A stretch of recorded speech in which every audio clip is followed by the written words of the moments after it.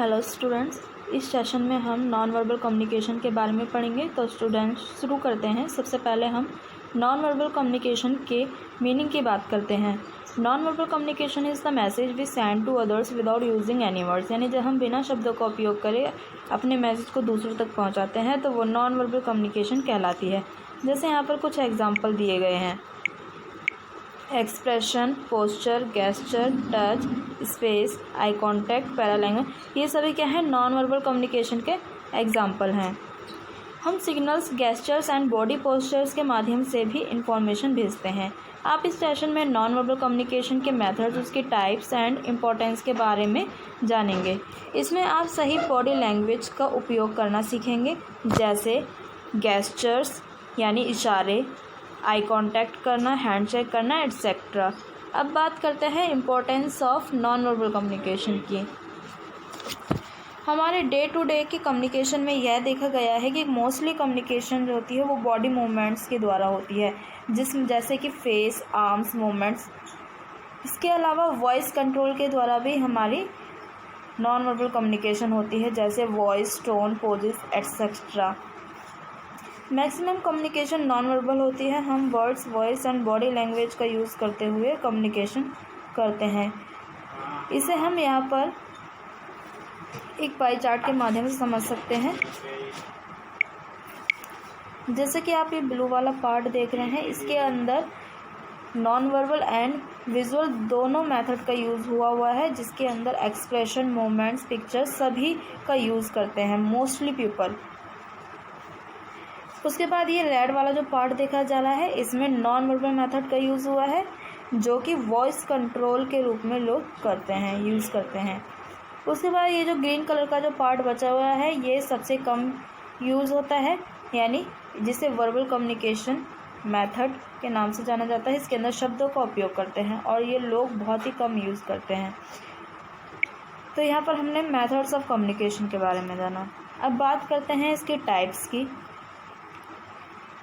Hand movements and body language के द्वारा हम नॉन वर्बल कम्युनिकेशन कैसे कर सकते हैं, इसके बारे में देखते हैं। जैसे कि हम हाथ अपना ऊपर उठाते हैं तो हाई करते हैं या हेलो करते हैं। उसी तरह जब हम गुस्से में होते हैं तो अपने फिंगर से पॉइंट करते हैं। उसके अलावा एक्सप्रेशन है, जब हमें हैप्पीनेस दिखानी होती है तो हम अपना स्माइलिंग फेस बनाते हैं, वहीं जब हम अपसेट होते हैं तो अपना सैड फेस बनाते हैं। नॉन वर्बल कम्युनिकेशन मेक्स अवर मैसेज स्ट्रॉन्गर, यानी नॉन वर्बल कम्युनिकेशन हमारे मैसेज को स्ट्रॉन्गर बनाती है। Using the right gestures while speaking makes our message more effective. बोलते समय राइट गेस्चर्स का यूज़ करना हमारे मैसेज को इफेक्टिव बनाता है। Knowing non verbal communication help us understand our audience reaction and adjust our behaviour और कम्युनिकेशन अकॉर्डिंगली। यदि हमें नॉन वर्बल कम्युनिकेशन की जानकारी हो तो हम अपने दर्शकों के मूवमेंट्स को समझने में हेल्प मिलती है और हमारे बिहेवियर और कम्युनिकेशन के अकॉर्डिंगली एडजस्ट किया जा सकता है। Using the right gestures and postures help us to be professional at work. यदि हम राइट गेस्चर्स और पोस्चर्स का यूज़ करें तो हम प्रोफेशनल होने में मदद मिलती है। यदि वर्बल मैसेजेस शोर या डिस्टेंस के कारण ब्लॉक्ड हो जाएं तो हम अपने मैसेज को सेंड करने के लिए हैंड मूवमेंट्स का भी यूज़ कर सकते हैं। हम कई तरीक़ों से नॉन वर्बल कम्युनिकेशन कर सकते हैं। यहाँ पर कुछ टाइप्स दी गई हैं नॉन वर्बल कम्युनिकेशन की। फर्स्ट है एक्सप्रेशन, यानी फेशियल एक्सप्रेशन। आपने देखा होगा कि व्हाट्सएप पर हम इमोजी सेंड करते हैं तो वो इमोजी से हम क्या करते हैं, अपनी फीलिंग्स को सेंड करते हैं। ठीक है, वैसे ही हम यहाँ पर जैसे कि एग्जांपल दी गई, अगर हम हैप्पी होंगे तो हम हैप्पी वाला इमोजी, हैप्पी वाला फेशियल एक्सप्रेशन देंगे। सैड होंगे तो सैड वाला फेशियल एक्सप्रेशन देंगे, या फिर हम शॉक्ड होंगे तो शॉक्ड वाला फेशियल एक्सप्रेशन देंगे।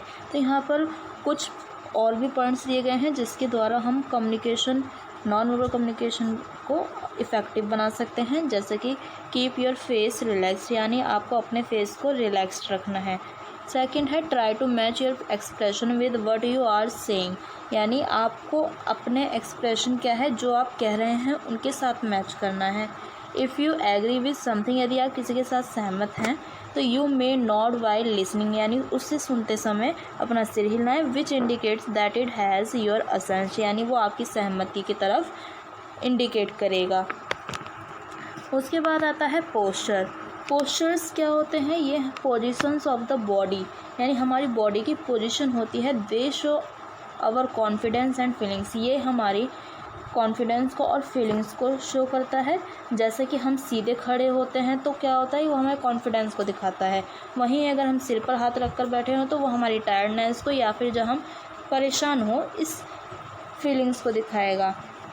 तो इससे किस तरह से अपनी कम्युनिकेशन को इफेक्टिव बना सकते हैं? तो keep your upper body relaxed and shoulder straight, यानी हमें अपनी बॉडी को रिलैक्स रखना है, अपर बॉडी को, और उस शोल्डर को स्ट्रेट रखना है।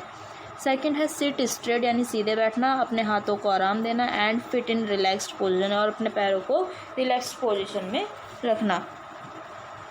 थर्ड है keep hands by your sides while standing, यानी जब आप जिस तरफ खड़े हों तो अपने हैंड्स को उस साइड रखना है।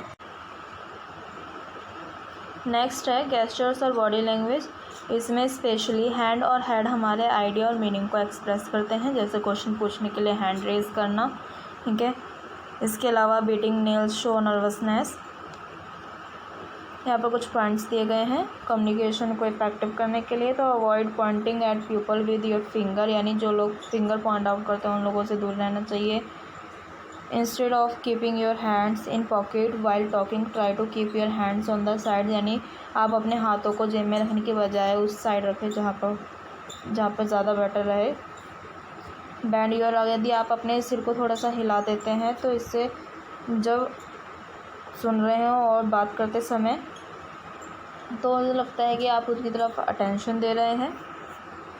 अब आता है टच। हम अपने टच से एक अच्छी कम्युनिकेशन कर सकते हैं, जैसे कि हाथ मिलाना, पीठ पर थपथपाना। आपने देखा होगा कि स्पोर्ट्स में जो कोच होते हैं वो अपने प्लेयर्स की पीठ थपथपाते हैं, यानी उन्हें एनकरेज करते हैं एक तरीके से। तो शेक हैंड्स फॉर्मली, यानी अच्छे से हैंडशेक करना चाहिए। Avoid other touch gesture such as stroking your hair, यानी इन चीज़ों से हमें दूर रहना चाहिए, इन तरीके के इशारों से, ठीक है। टगिंग ऑन योर क्लॉज, यानी अपने कपड़ों को फाड़ना एक्सेट्रा ड्यूरिंग फॉर्मल कम्युनिकेशन, जब भी आप कोई भी औपचारिक कम्युनिकेशन कर रहे हों। अब बात आती है स्पेस की। तो कम्युनिकेशन करते समय दो व्यक्तियों के बीच का स्पेस जनरली उनके बीच के डिफरेंस या क्लोजनेस पर निर्भर करता है, ठीक है। इसके अंदर जैसे कि कोई भी रिलेशनशिप है उसके अंदर प्रॉपर स्पेस मेंटेन होना चाहिए, ठीक है।